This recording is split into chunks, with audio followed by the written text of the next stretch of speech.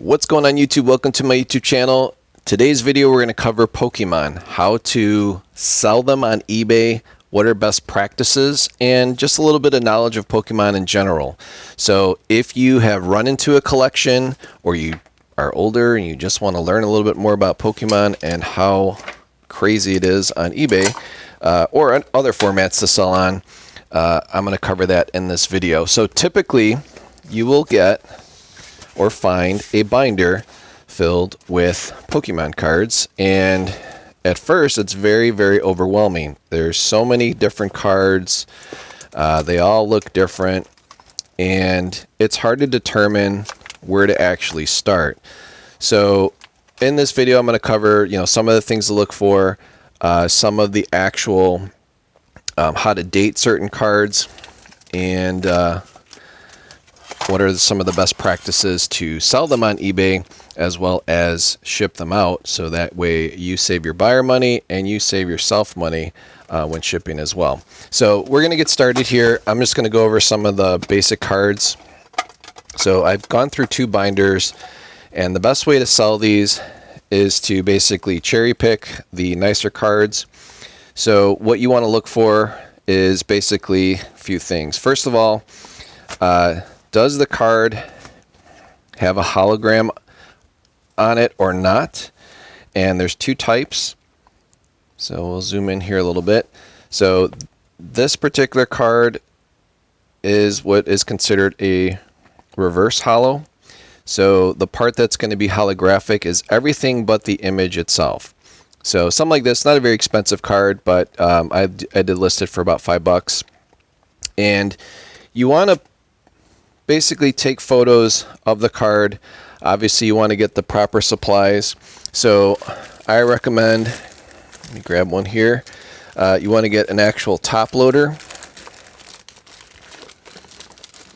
And I bought mine from Amazon. I didn't get the most expensive ones because, again, I'm not looking to do anything but ship them in a safe manner. But you can get top loaders for standard cards. They're a little bit thicker, and these are the actual penny sleeves. So you would want to place the card in a penny sleeve and put it inside the top holder as your last step. So, and then it ends up looking like this. So some of the cards to look for, so this here is an EX. So these are a little bit more rare.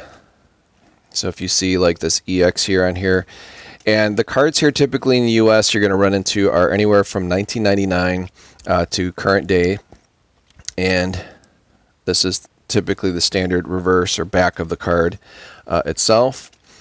But you don't have to be an expert on knowing what the card is worth. You simply can use Google Lens.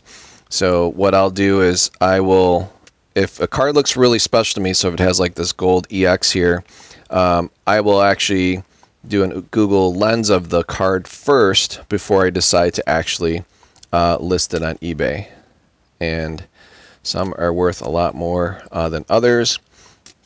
So again, this is a reverse holo. This is an EX card. Here's another reverse holo. This particular card has the hologram on the illustration itself and not on the card itself, so that's a standard holo. So again, reverse holo, the illustration will not have any holographic material. The card itself will be holographic, again inside the borders, and then a true holo will just have the illustration as holographic. But let me show you, and then there's some cards here too that they're more popular characters. So if you watch the cartoon at all, this little guy here is in a lot of the cartoons, so he's a very popular character. Obviously, so is Pikachu and Raichu. So this is a Raichu reverse holo. And then you just have like some random cards. Like again, guys, you don't have to be experts on what card is what. Just look for the shiny ones, I guess. Kind of keep it simple, or the ones with the EX here. They'll be worth a little bit more.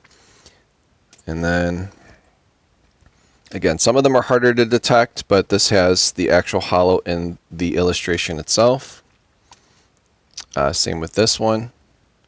So what you're going to find is that if it doesn't have the holo, it's just a common or uncommon card, and they're basically worth $1 or less. And condition is everything too, so you don't want to be wasting your time listing cards on eBay that are completely trashed or played with. So when you're looking at the cards, you want to look at all the corners. You want to look at the surfaces, make sure they're in great condition. Because again, you're going to sell this to someone that is willing to spend at least $5 or more. That's the minimum recommendation I would suggest for eBay. I'll show you a breakdown of the fees of what you actually earn when selling a card for $5 after you've put money into a top loader and a penny sleeve. Guys, you can get these like 500 of these for around $25. So these end up being not too expensive. I think I'm into mine for about 7 cents if you buy them in bulk. So if you do run into a large Pokemon collection, or other trading cards, just buy 500 of these from Amazon. You can get them for about 7 cents a piece. And then I'll show you later on in the video how I ship my cards. So I wanted to show you, so like something like this. This is an EX card. It's very, I think it's like a $60 card. But some of the things to look for to are the actual dates. So you can zoom in here. So there's the date in the corner there, 2013. But some of these cards, you don't even have to date the cards. Like you just take a photo of it and Google Lens and then just copy someone else's listing. So again, that's another 2013. It's very hard to see unless you zoom in, especially if you wear glasses. This card is absolutely trashed, but this is a very popular character. And I decided to list this for $10. If this card was in great shape, it'd probably be an $80 card. But it's absolutely trashed, and this is one of those special instances, though, even though this card is trashed, someone might want to own this that actually does play Pokemon. So you've got different types, right? You got actual people that just like to collect the cards because how they look, and then you got the actual guys and gals that actually play the game. So if you have a rare card, even if it's trashed, someone could actually use it to play in.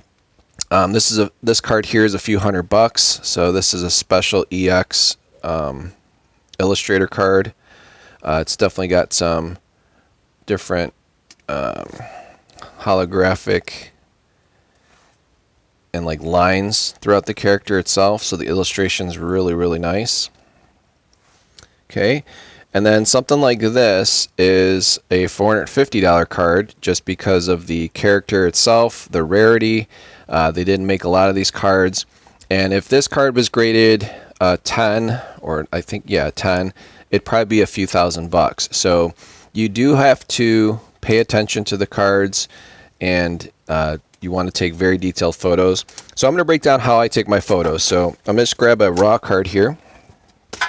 I'll just grab a random one here out of the binder. Okay. So when you're taking your photos, so again, this would be considered a reverse holo, but this one's worth less than $5. That's why I have not listed on eBay. So you want to take your photo like this, and you probably want to grab some of these stands. You can get these from Amazon as well. I use them for coins as well. But you would take a photo of the card in the stand, you know, basically like that. But for video purposes, I'm going to hold it. So you don't want to get your fingers and stuff in the card, so you take a very detailed photo. So this would be your main photo. And then I would suggest holding the card in your hand to showing the surface quality of the card in hand. And then you want to take pictures of the corners. So you want to go this corner, this corner, this corner, and this corner. And then you want to flip the card around. Again, you'd place it in the stand. That would be your reverse photo itself. And then again, hold it in hand. Because again, you want to show that buyer if there's any creases, any, you know, fingerprints or anything that shouldn't be on the card. And then again, you take your corner, corner, corner, and corner. And then your final photo would be basically when you are ready to get this in shipping mode. So you place it in the penny sleeve like this. Okay, so this is a penny sleeve, and then you would place it in your top loader. Okay, and then this would be your final photo itself. So what you've done is you've presented the card just as if you were a buyer. What does the buyer do? Well, they look at the card itself in hand. How does it look overall? They kind of tilt it at different angles to see if there's any substances or surface wear and tear. And then they would look at all the corners, all the edges. And then when you are shipping, so let's say I sold this card, you would want to take some actual painter's tape. This one's a little bit extra thick, but you take it like this. And it's okay to use painter's tape. Don't use like regular tape because that is going to screw up the actual holder itself. Painter's tape comes right off. Again, for video purposes, I'm not doing a great job, but you just want to like fold it over, because when you're shipping this card, let's say the envelope gets wet, you don't want any water or debris getting inside this card as it's traveling through the post office. And the type of cards, so anything for shipping through eBay, if you've ever wondered like how the heck do people ship cards for under $5? Because you walk in the post office, say, hey, I want to ship this. Well, you need an envelope, and if you put it in the envelope and you want tracking, that post office is going to charge you like $5 to $6. But eBay has a special shipping policy. As long as the envelope itself, well, there's a couple rules. Number one, to ship a card for as little as 74 cents, you want to make sure you have the proper size envelope and you have to have your settings correctly placed on eBay. So first of all, it has to be a trading card and it can't be graded, okay? Because graded cards are thicker and they won't pass the first class mail. So number one, your card has to be $20 or under for the $1.32 or $1.03 or 74-cent shipping. And I recommend purchasing 6x4 envelopes, okay? Now, what I do is I ran out of 6x4, so I also purchased the 6x8s. So the envelopes themselves that are 6x8, you can cut them in half, like I have here. And then you have your card and it fits right inside. But you don't want to just put it in there loosely, because then this thing's going to go flying all the way around and it's going to get scrapes on stuff on that. So you want to take a little bit of painter's tape, just a little bit, double it up like this, and then you place it on the back here. Okay, you're just giving a little bit of sticky substance, and then you place it in the envelope, press down, and that way your card doesn't fall out. So it's in there like that, and you would tape it up. So this is a 6x4x1. Okay, so it's very important. So the card has to be under $20. The envelope cannot, you want to keep it about 6x4x1. You don't want to put 6x4x2. As soon as you put 2, you won't get the special pricing on eBay. And if you want to invest in envelopes, you can get like, 100 of these for about 25 to 30 cents a piece. And then if you cut it in half, so you've got like 15 cents in your envelope costs, and you've got 7 cents in your top loader and your penny sleeve, and then you can probably pick this tape up for like $5. But again, use painter's tape because it easily peels off. So I'll show you. So let's say I'm the buyer, I get this, I unwrap it, I'm like, cool, the card is properly placed inside, and I want to look at the card right away. So I'm going to start peeling the tape off as the buyer. Okay. And they might have their own binder, right? So they might be like, all right, cool. So again, I peel the tape off. It doesn't leave any residue. And then I would take the card out. And then I would add it to my binder, because that's typically what people do. And I know they make special binders that actually hold top loaders. Or I would just keep it in the top loader, because I'm about to play Pokemon. All right, so that's how you would properly ship the card. Again, I charge my buyers $1.32 for cards that are under $20. And this is what it looks like when you sell a card for under $20. So here, I just sold this December 3rd. So the person bought this card for $15. This was the actual card. So it's a Thunderous 97 of 98. So you're putting the card number. Again, guys, you can just copy someone else's listing. You don't have to type all this up. Just use Google Lens. So this buyer paid $15, and then they paid $1.32 for shipping. Guys, don't do free shipping. Free shipping is bogus. The post office raises their rates sometimes twice a year, and what you thought was once a profitable card can get eaten up with shipping costs very, very quickly. So I always charge actual shipping charges, but I put all my cards at 3 ounces. So any card that's under 20 bucks, I automatically put it 3 ounces. So that buyer is paying $1.32. They pay sales tax, and then this is the transaction fee. So transaction fees will differ. So if you don't have an eBay store, you're going to get charged 13.25%. Now, I do have an eBay store. I have a premium store, so I'm able to have up to 10,000 listings, but I sell other things besides Pokemon. And there is a link to my store. So if you guys want to support the channel, besides a like, share, and a subscribe, definitely make purchases from my store. That definitely helps me out. Anyways, so I get charged 12.35%, but because I'm a top-rated seller, I get a 10% discount on it. So because I have a very good account, I only get charged 11%. But you as a normal seller, if you don't have a store and you can't be top-rated, you're going to get charged 13.25%. So this transaction fee here is eBay's money, so that's how they get paid. And then if you notice, my shipping label is $1.03. So again, why am I charging my buyer $1.32 when my actual shipping charges are $1.03? Well, it's very simple, guys. It's to absorb the 7 cents for the top loader and the penny sleeve, including my materials for tape. And I've got to buy envelopes, guys. Envelopes aren't free. So by me charging $1.32 to my buyer and my actual shipping charge is $1.03, you could see that 29 cents is to pay for my materials to ship these items. Now, the nice thing about selling Pokemon cards is, again, you don't have to be an expert on it at all, but it can be very, very intimidating when you get a full booklet like this. So this is typically how you would actually source. Let me scroll down here. So this is how you'd actually would source, typically it's how you'll find it. This is like somebody's collection. You'll find it at a garage sale or an estate sale, and you might be able to pick it up for a few $100.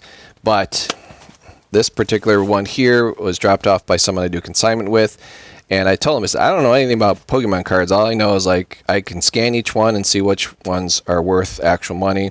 And he had a $450 card inside this binder. So my agreement with him is these are his kids' cards that he bought for his kids. His kids are now adults. And I said, any cards that I find that are special, that are over $5, I'm going to list them individually, and then I share the profits with them. So I'll give an example. I've sold some other more expensive cards, so you guys can see the fees on that.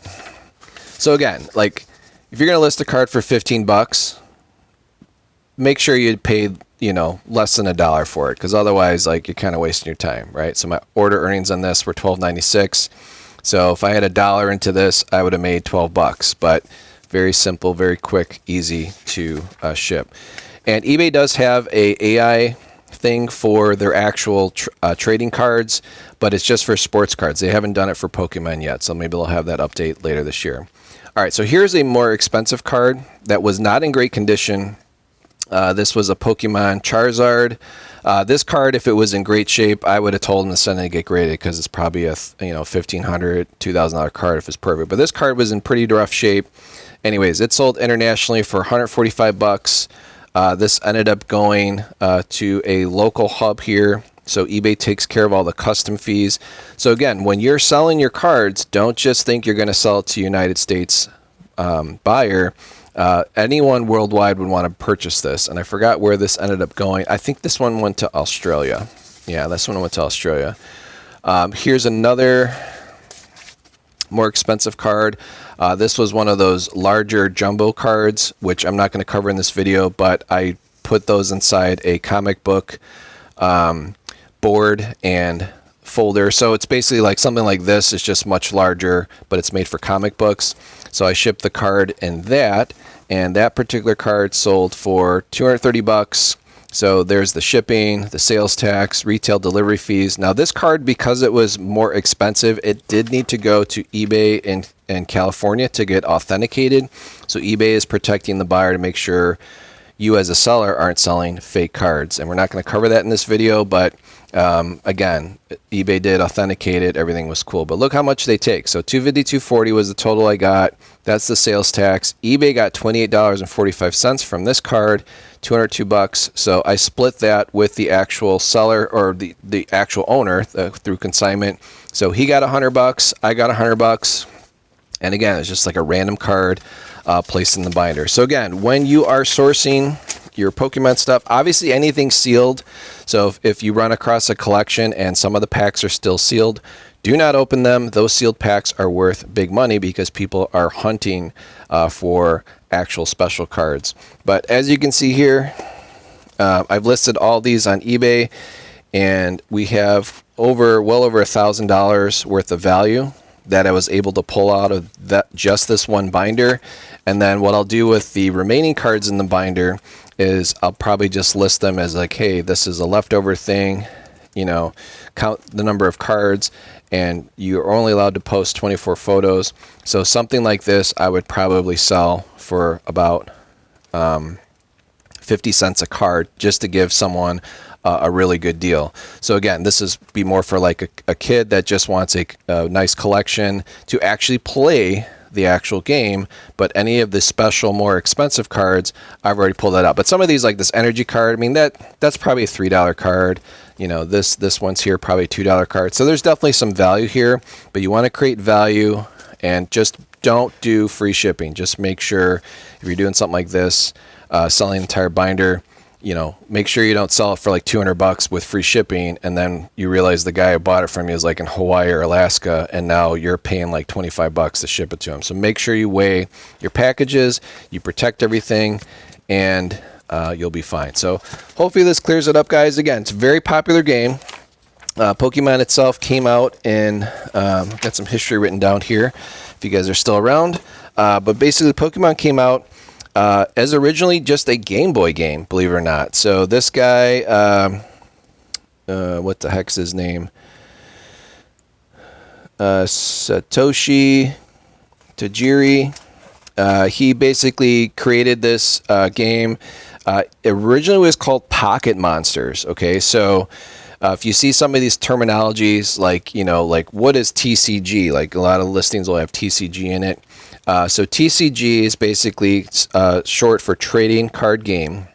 But anyways, this guy basically created the game originally for Game Boy on Nintendo, and it was called Pocket Monsters. It was red and green, and it was just created like a cult following. It was back when you can link up two Game Boy systems and people could actually battle through the use of two Game Boys, and battle to trade Pokemon cards and play the actual game itself. So you'd play the game, you'd find the characters, you'd gain experience, and then you could actually link up your Game Boy and trade your digital Pokemon with friends. So that's where the game really took off. Originally it was a role-playing game, and that was in February 27th, 1996. And the Japanese term was Poketo Matsuda, which means Pocket Monsters, but then they shortened it to Pokemon because that's just an easier way to say it. And that was created in 1996. Now, the actual cards for the U.S. market did not hit until 1998. They did kind of like a demo pack just to kind of see how things went off, and that got a really good reception. And then in January of 1999, they released the first actual base set, and it's been a super hit ever since. Now, what does a 1999 card look like? I think there is one in here. Gotta find it. So they definitely, yeah, this would be one of them here. So this Golem card, because there's some other terminology too. It's like shadowless and shadow. So this is a prime example of, hopefully this is a 99 degree. Yeah, so this says 95, 96, and 98, but 1999 Wizard. So Game Freak and this creator, Satoshi Tajiri, hopefully I'm saying his name right, along with Game Freak and Nintendo, were the owners of it, and then Wizards created the actual card game.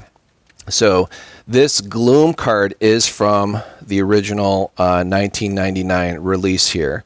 So see this shadow here?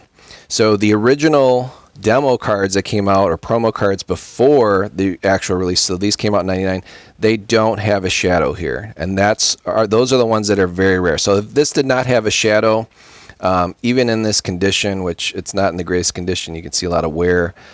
Something like a shadowless one might be worth $10 raw. Okay, so that's the only thing you really have to pay attention to. If you see this 95, 96, 98, and then 1999 Wizards, and there is our illustrators. Certain illustrators condemn a little bit or get a little bit more premium, but this is a nice example of the original 99 card. Again, I'm going to have this in this binder. So when I sell this binder,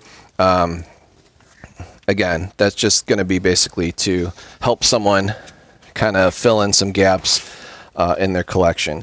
But anyways, hopefully this helps you guys out. So there's Pokemon cards. There's also trainer cards. So these are the actual trainer cards themselves here. Okay, but rest of them are just basically monsters. Okay, so the actual Pokemons are the monsters. Then you got the trainer cards, and then you have what's called the energy cards. So stuff like this. Those typically aren't worth that much unless, this one's special. It's a Prism Energy. But typically, you're just going to have your monsters and your trainers, supporters, and energy. But this is not going to be a video about how to play the game. This is basically just to help you resellers, or if you ran into a collection, to kind of price things out. But it does take some time to go through every single card, and you just want to do it properly so your buyer has a really great experience, and you can make a lot of money. I mean, I've listed over $3,000 in value of Pokemon cards, and really not ever played the game. My 10-year younger brother definitely was into Pokemon. I helped him sell his 99 collection that was 15 years ago, and he was able to buy a car with the money because he was definitely into it. That was right in his wheelhouse. He was like 10 or 11, 12 years old when it came out. So him and his friends actually played Pokemon. But believe it or not, the Pokemon trading card game, they got the idea from Magic the Gathering, and Magic came out 4 years prior here in the United States. So that's why Pokemon is so popular. It's completely crazy insane now because people are realizing like this is what they always wanted, or that they never could collect it. But it actually came from Magic the Gathering. So that's where the value comes from. Now is the time, if you have a collection, this is the peak time. People are willing to spend big money on these cards, and you can make a lot of money if you find these out in the wild, or if you have some laying around your house today, and hopefully they're in good condition. Typically though, what you'll find is just a bunch of loose Pokemon cards out in the wild, and they're all beat up, and kids like bent them and all that. Those aren't worth anything.